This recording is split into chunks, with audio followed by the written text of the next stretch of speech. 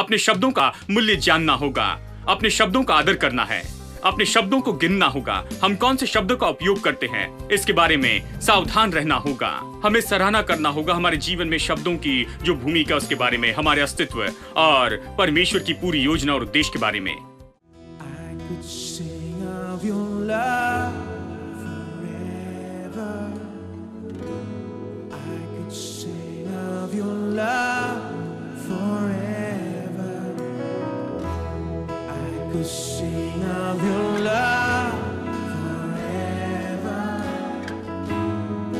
could sing of your love forever. Over the mountains and the sea, your river runs with love for me, and I will open up my heart and let the healer set me free. I'm happy to be in I will daily lift my hand, for I will always sing when your love came down. I could sing of your love forever. I could sing of your love forever. I could sing of your love.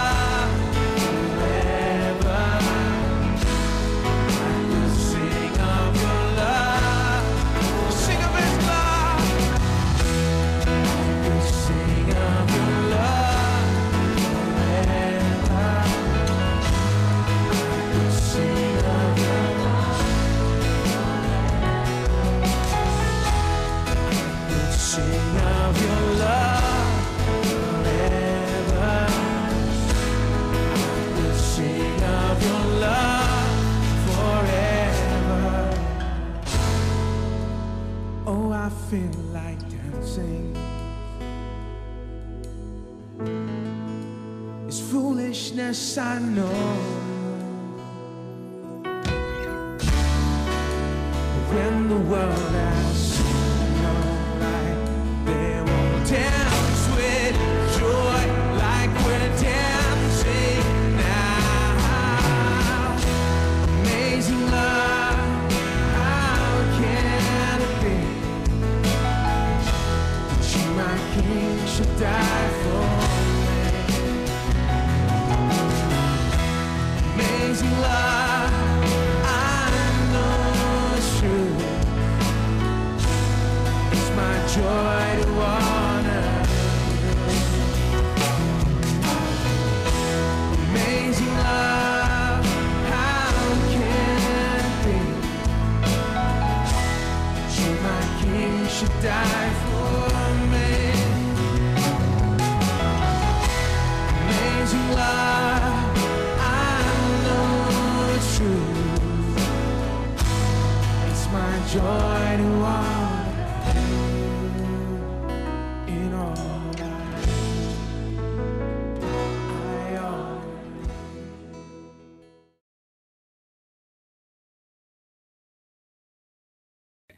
परमेश्वर के जैसे विश्वास, ये वचन 22 से लिया गया है, जहां पर यीशु ने कहा परमेश्वर में विश्वास रखो। कुछ बाइबल इसके बारे में और भी रेंडरिंग देती है, परमेश्वर का विश्वास रखो या परमेश्वर जैसे विश्वास रखो।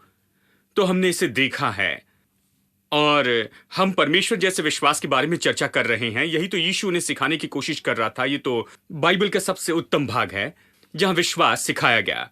यहां स्वयं यीशु विश्वास सिखा रहा है। उसे केवल शब्दों में नहीं सिखा रहा है, लेकिन उन्हें प्रकट रूप में दिखाता है कि यह कैसे काम करता, और फिर उसका विवरण देता है। तो यह महत्वपूर्ण वचन है और हम वो सब देखने की कोशिश कर रहे हैं जो यहां इस एक भाग में है। इसमें बहुत कुछ है, बहुत बताया गया है परमेश्वर जैसे विश्वास के बारे में। परमेश्वर जैसे विश्वास सच्चा विश्वास से बाइबल का विश्वास है। सच्चा विश्वास कह सकते हैं, जो भी कहें। इसी तरह के विश्वास के बारे में बाइबल बताती है जो पहाड़ों को हटा सकता है। अब हमने इस परमेश्वर जैसे विश्वास के दृष्टिकोण के बारे में चर्चा की। पहला दृष्टिकोण, क्योंकि आज हम नया दृष्टिकोण देखेंगे, तो चलिए मैं आपको बताऊं कि पहली बात तो ये है, परमेश्वर जैसे विश्वास इस सच्चाई पर आधारित होता है कि सारी स्वाभाविक बातों पर आत्मिक बातें राज्य करती हैं। आत्मिक संसार है और स्वाभाविक संसार है।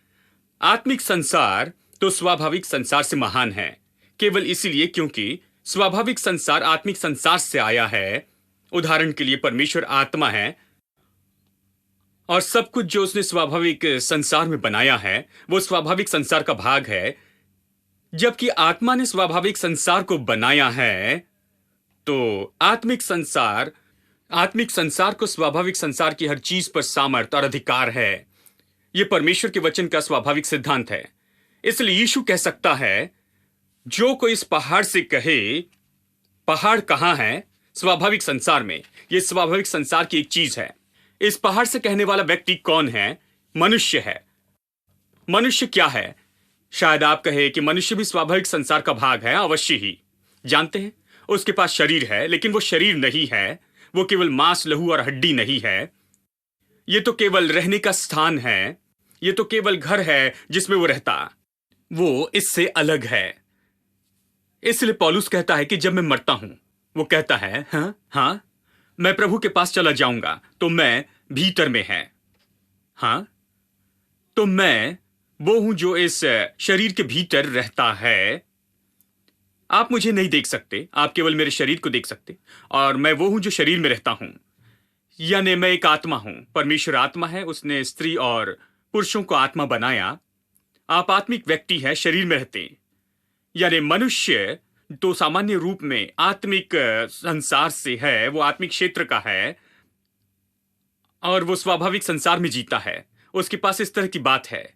इसलिए मनुष्य तो आत्मा है और वो स्वाभाविक संसार की चीजों को आज्ञा दे सकता है, उससे कहकर अपेक्षा कर सकता है कि ऐसे ही हो। यीशु ने इसके बारे में प्रकट किया। उसने हवा और लहरों से कहा, उसने पेड़ से कहा, उसने कहा कि पहाड़ से कहो। क्यों? ये सब इस बात पर आधारित है। ये स्वाभाविक चीजें हैं, आत्मिक चीजों के अधिकार में रहती है।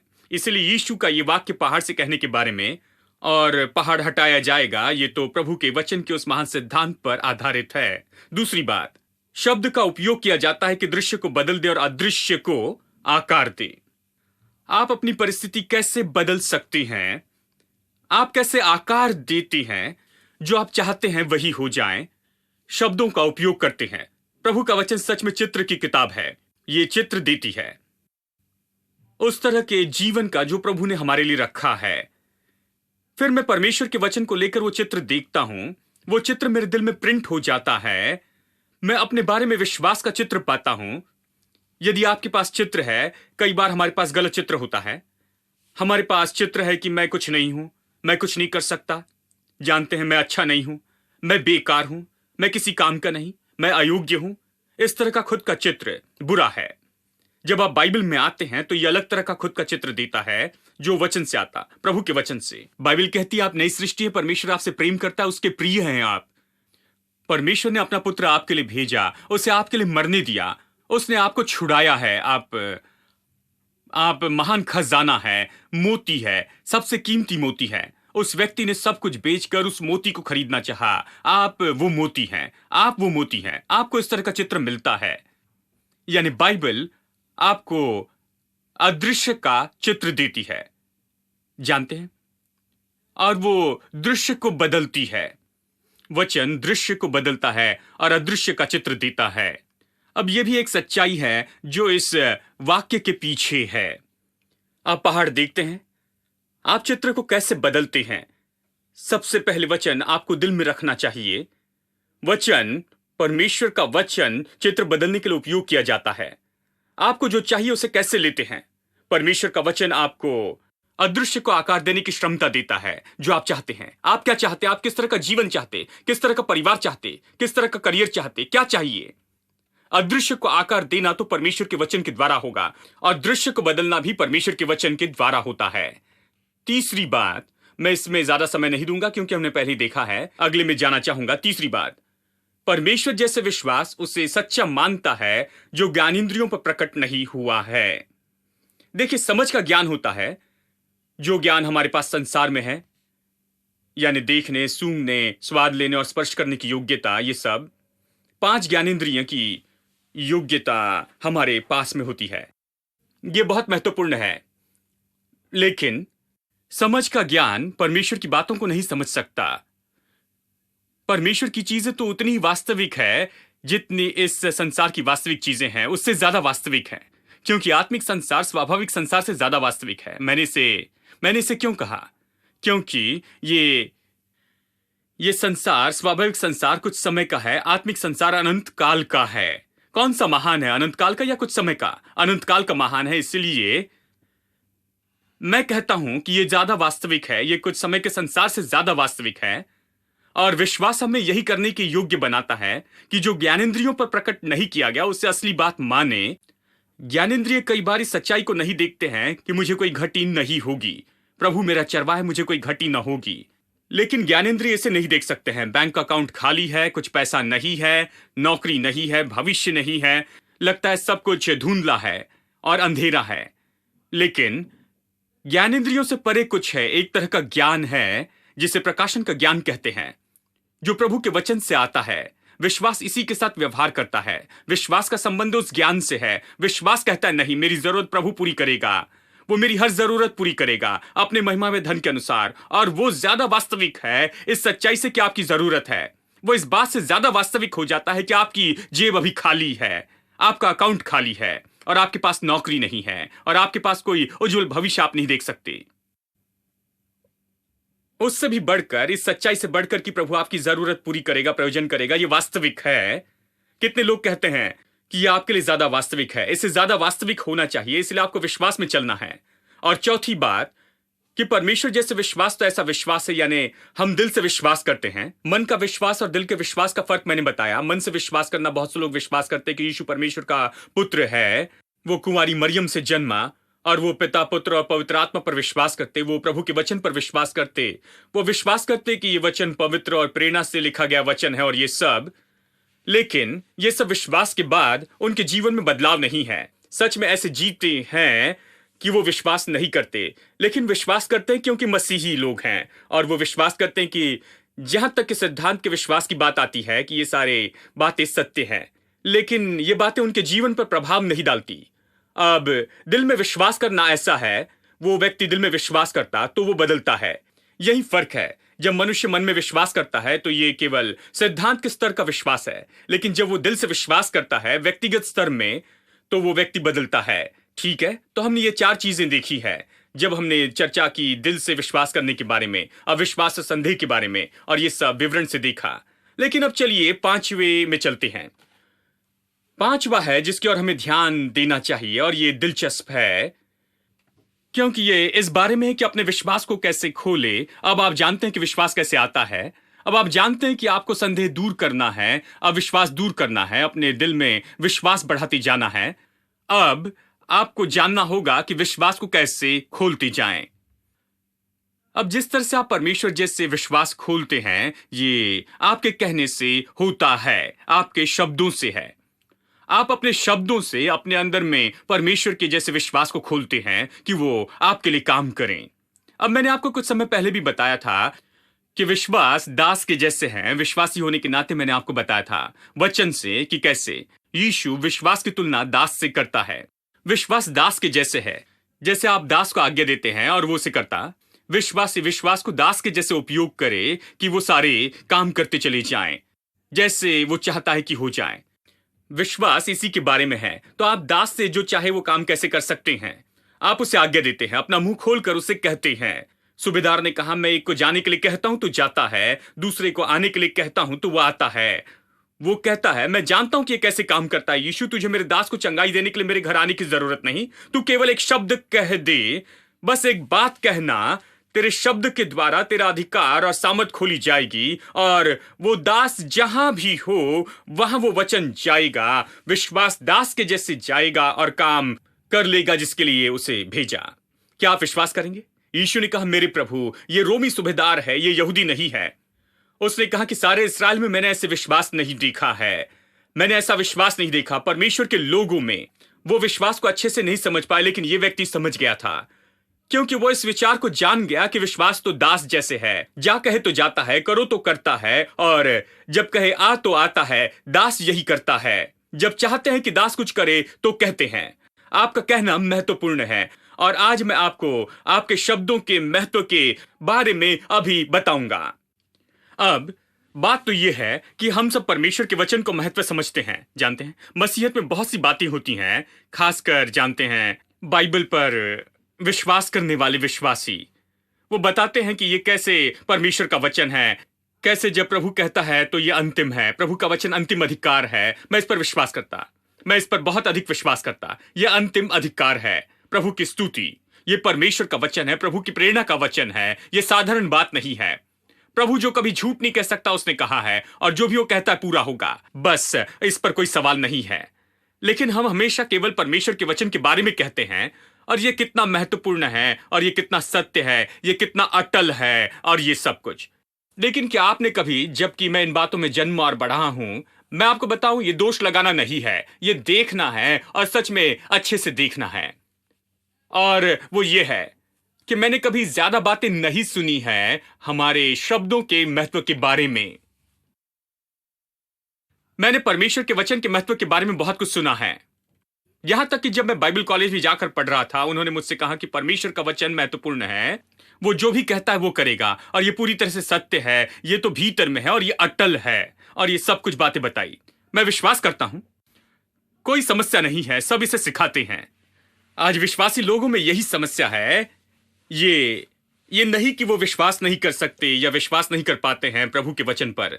समस्या तो ये है कि वो अपने शब्दों पर विश्वास नहीं कर पाते हैं कि वो पूरा होगा। हेलो, क्या आप यहां हैं? वो अपने शब्दों पर विश्वास नहीं कर पाते हैं। क्या आप अपने शब्दों पर विश्वास करते कि जब आप कुछ कहते हैं तो ये पूरा होगा? यदि विश्वास नहीं करते तो मैं आपको वचन दिखाऊं जहां पर यीशु कहता है, हमने इसे पढ़ा है, ये हमारा मुख्य वचन है। यीशु ने कहा, जो कोई इस पहाड़ से कहेगा तो उखड़ जा और समुद्र में जा पड़, और अपने मन में संदेह न करे, परंतु विश्वास करे कि जो भी कहता हूं वो हो जाएगा।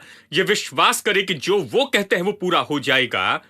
वो वही पाएगा जो वो कहता है। हेलो, परमेश्वर ने नहीं कहा कि यदि तुम मुझसे कहोगे तो मैं पहाड़ को दूर कर दूंगा, मैं उससे कहूंगा मेरी आज्ञा मानेगा, जब मैं कहूंगा वो पूरा होगा। वो आसानी से कह सकता था, और मैं जानता हूं कि यह सत्य है। यदि परमेश्वर पहाड़ से कह सकता तो यह होगा, क्योंकि यीशु ने पेड़ से कहा और पेड़ सूख गया, और वो इससे अच्छे से कह सकता था। लेकिन वो हमारे शब्दों पर जोर देता है, वो इस पर जोर देता है कि मुंह से बाहर क्या आता है, और वो विश्वासियों से कहना चाहता है कि तुम्हारे शब्द बहुत महत्वपूर्ण हैं। आप समझ रहे हैं कि प्रभु का वचन बहुत महत्वपूर्ण है, लेकिन सब काम करेगा और विश्वास तो खोला जाएगा उसी दिन जब आप समझ लेंगे कि आपके शब्दों में सामर्थ है, आपके शब्दों में सामर्थ है। ओ, ये मुझे बहुत रोमांचित करता है। मैं रुक नहीं सकता कि अगले कुछ हफ्तों में ये सिखाऊं। कई बार मैं खुद को बहुत जोश में पाता हूं, कई बार आग से भर जाता हूं, जानते हैं। लेकिन यह सत्य है, मैंने अब तक ये सबसे बड़ी खोज की है कि मेरे शब्द, कि आपके शब्द केवल मेरे शब्द नहीं, क्योंकि मैं एक प्रचारक हूं या ये सब, और मैं इसे कहते हुए सावधान रहता हूं, क्योंकि लोग कहते हो इनके शब्द, और फिर बड़ी लाइन यहां पर सामने खड़ी होती है। हाँ, जानते हैं, हम इस तरह से नहीं करते हैं। मैं आपके शब्दों के बारे में कह रहा हूं। आपके शब्द, सब लोग कहें मेरे शब्द महत्वपूर्ण हैं। मेरे शब्दों में वो सामर्थ है कि रचना करे या नाश करे। यीशु यही कहने की कोशिश कर रहा है, लेकिन लोगों को हमेशा परेशानी रही है। पतन की हुई पीढ़ी, मनुष्य जाति के बारे में कह रहा हूं, उन्हें परेशानी होती है कि ये समझे कि उनके शब्दों में सामर्थ है। प्रभु के वचन में सामर्थ, ये विश्वास करने में समस्या नहीं, ये सामान्य स्तर की शिक्षा है। अब आप जो सुन रहे हैं ये तो बस उससे परे है। उन्हें यह विश्वास करने में समस्या है कि उनके शब्दों में सामर्थ है, और आज हम इसी पर देखने वाले हैं। अब क्योंकि वो विश्वास नहीं करते हैं कि उनके शब्दों में सामर्थ है, लोग उनके शब्दों को तुच्छ जानते हैं। वो कहते हैं, मैं जो कहता हूं उससे कोई फर्क नहीं पड़ता। हां, मैं जो शब्द कहता हूं उसके बारे में इतनी समस्या क्या है? मुख्य बात तो यह है कि प्रभु ने कहा, मैं क्या कहता हूं इसमें कोई बड़ी बात नहीं, इससे कोई फर्क नहीं पड़ता। मैं केवल मनुष्य हूं, मैं केवल बेकार मनुष्य हूं, जैसे कुछ लोग कहते हैं। मेरे कहने से कोई फर्क नहीं पड़ता है। देखिए, वो सराहना करने में चूक जाते हैं अपने शब्दों के महत्व का। वैसे ही कहते हैं, वो अपने मुंह के शब्दों से झूठ कहते हैं। वो सोचते हैं कि इसका कोई मूल्य नहीं है, इससे कोई फर्क नहीं पड़ता, इसलिए इसे तुच्छ जानते हैं, सोचते हैं कि इसका महत्व नहीं है। और क्योंकि लोग इस तरह सोचते हैं, मैं आपको बताऊं, ये अच्छे लोग हैं, विश्वासी लोग हैं। वो विश्वास करते हैं कि प्रभु का वचन महत्वपूर्ण है, लेकिन सोचते हैं कि उनके शब्द महत्वहीन हैं। यही बात है, उनके शब्द कुछ नहीं है। वो नहीं कहते प्रभु का वचन बेकार है, वो कहते हैं उनके शब्द बेकार हैं। मैं इस बात पर जोर देना चाहता हूं, आपके शब्द कुछ नहीं है। आपके शब्दों में परमेश्वर के वचन जैसी सामर्थ है। जब परमेश्वर का वचन आपके मुंह में होता है, उसमें उतनी सामर्थ होती है जब प्रभु इसे कहता है। बाइबल इसी तरह सिखाती है, ठीक है? यानी उसके लिए कुछ इस तरह से कहना होगा। जानते हैं, वो मेरे जैसे लोगों का मजाक उड़ाते हैं। वो कहते हैं, ओ कम ऑन सैम। जानते हैं क्या आप सिखा रहे हैं? जानते हैं, आप हमें बता रहे हैं कि मैं जो भी कहता हूं वो हो जाएगा, आप जो भी कहते हैं वो आपको मिल जाएगा। मतलब कई बार वो मजाक उड़ाते और हंसते हैं और ये सब। मैं उनसे कहता हूं, मेरे बारे में मजाक उड़ा सकते हैं, मुझे इसकी परवाह नहीं। आप मेरा मजाक उड़ा सकते हैं, कोई बात नहीं, लेकिन याद रखिए किसने कहा है। कुछ लोगों में यही समस्या है कि वो सोचते हैं कि मैंने इसे कहा, इसलिए वो मेरा मजाक उड़ाते हैं और वो कहते हैं, ओ आप जो कहते हैं वो आपके लिए हो जाएगा। आपने कहा कि यदि कोई कुछ कहे तो वो हो जाएगा। मैं इसे नहीं कहता। इसे किसने कहा है? यीशु ने इसे कहा है। तो अच्छा है कि आप उसका आदर करें। मुझे आदर देने की जरूरत नहीं, आप उसे आदर दीजिए जिसे देना चाहिए। आप इसे सुनिए, क्योंकि इसे उसने कहा है और मैं इस बाइबल का लेखक नहीं। मैंने मरकुस 11:23 को नहीं लिखा है, वो लेखक है, उसने कहा है, ये उसके मुंह से आया है। ये झूठ नहीं हो सकता, वो झूठ नहीं कहता। आप प्रभु वचन पर विश्वास करते? आप विश्वास करते कि प्रभु का वचन अटल है और सटीक है और प्रेरणा से लिखा हुआ है ये सब? तो सुनिए, कुछ आदर से सुनिए, क्योंकि यीशु ने इसे कहा है। इसे समझने की कोशिश करें।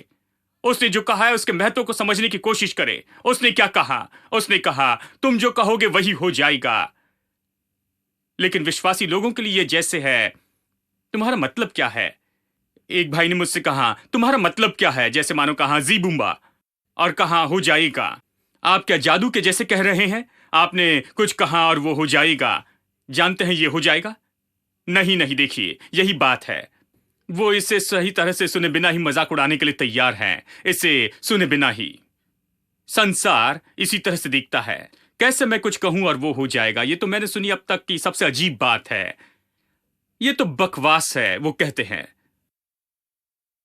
मैं एक भाई से कह रहा था, जानते हैं आप इस तरह से क्यों कहते हैं? हमेशा नकारात्मक कहते हैं, मैं कुछ नहीं, अच्छा नहीं हूं, जानते हैं मैं बेकार हूं, किसी काम का नहीं हूं। इस तरह क्यों कहते हैं? मैंने पूछा तो जानते हैं उन्होंने क्या कहा? उन्होंने कहा, ओ भाई, मैं जानता हूं कि आप विश्वास के शिक्षक हैं, मुझे बंधन में मत रखिए। मैंने कहा, कौन से बंधन? आप पहले से बंधन में हैं। यही आपकी समस्या है, आप खुद के शब्दों के बंधन में हैं। मैं बाद में बताऊंगा कि कैसे शब्दों के बंधन में हो जाते हैं। आपके शब्द आपको बंदी बना सकती हैं। आपके शब्द आपको कहीं जाए बिना रोक सकते हैं। आपके शब्द जहां हैं वहीं आपको बंदी कर सकते हैं और आप नहीं जानेंगे। आप क्या जानते हैं? आपके शब्द आप जहां हैं वहां पर बंदी करके रखेंगे, आपको 1 इंच भी आगे नहीं बढ़ने देंगे। आपके शब्दों में इतनी सामर्थ है। और ये भाई अपने ही शब्दों से बंधा था। वो बेकार के शब्द कह रहे थे, नकारात्मक शब्द। जब मैंने उनसे कहा कि ऐसे क्यों कहते, तो कहा, ओ भाई, बंधन में मत रखिए, मुझे उस बंधन में मत लाइए। क्योंकि वो विश्वास करते थे कि उनके शब्दों से कुछ नहीं होता है। हाँ? उन्होंने कहा, ये क्या है? इससे कोई फर्क नहीं पड़ता है। इससे कोई फर्क नहीं पड़ेगा। मैं जो कहता हूं उससे कोई फर्क नहीं पड़ेगा। पूरे संसार में जो मैं कहूंगा उससे फर्क नहीं पड़ेगा। आपके बारे में जो आप कहते हैं उससे फर्क पड़ेगा, क्योंकि आप वही पाएंगे जो कहते हैं। क्या यह सच है? आप जो कहते हैं वो पूरा हो जाएगा? क्या यह सच है कि आप जो भी कहते हैं वही पाएंगे? क्योंकि यीशु ने कहा, जो भी कहता है वही पाएगा। यदि यह सच है तो हमें इसके बारे में उत्साहित होना होगा और सुनना होगा कि परमेश्वर का वचन क्या कहता है इसके बारे में। यदि ये सच है तो शब्दों के बारे में सावधान होना है। यदि ये सच है तो शब्दों को तुच्छ नहीं जान सकते हैं। शब्दों का मूल्य जानना होगा। अपने शब्दों का आदर करना है। अपने शब्दों को गिनना होगा। हम कौन से शब्दों का उपयोग करते हैं इसके बारे में सावधान रहना होगा। हमें सराहना करना होगा हमारे जीवन में शब्दों की जो भूमिका, उसके बारे में, हमारे अस्तित्व और परमेश्वर की पूरी योजना और उद्देश्य के बारे में। Jesus, you were so good. Jesus, you were so good.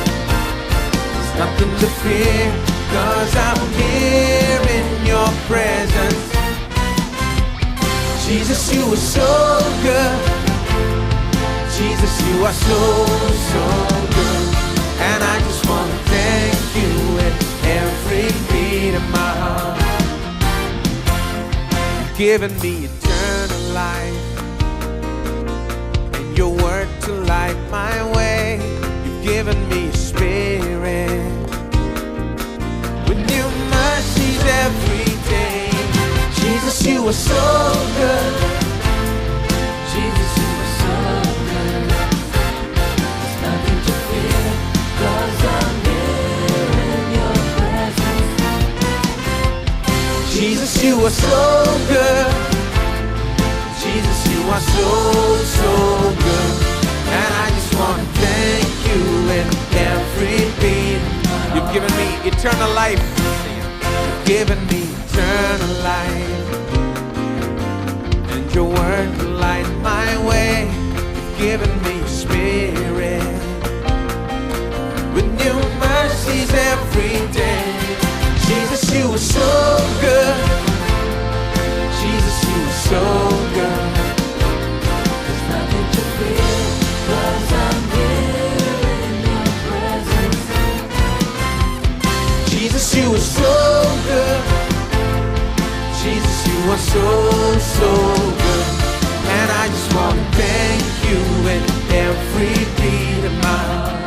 You've given me confidence. You've given me a confidence, and my soul is filled with peace. You are my provider. You supply my every need. Jesus, you are so good. Jesus, you are so good. There's nothing to fear, 'cause I'm here in your presence. Jesus, you are so good. Jesus, you are so, so good. And I just want to thank you with every beat of my heart. I just want to thank, oh, I just want to thank you with every beat of my heart. Oh, I just want to thank you. I just want to thank you. I just want to thank you.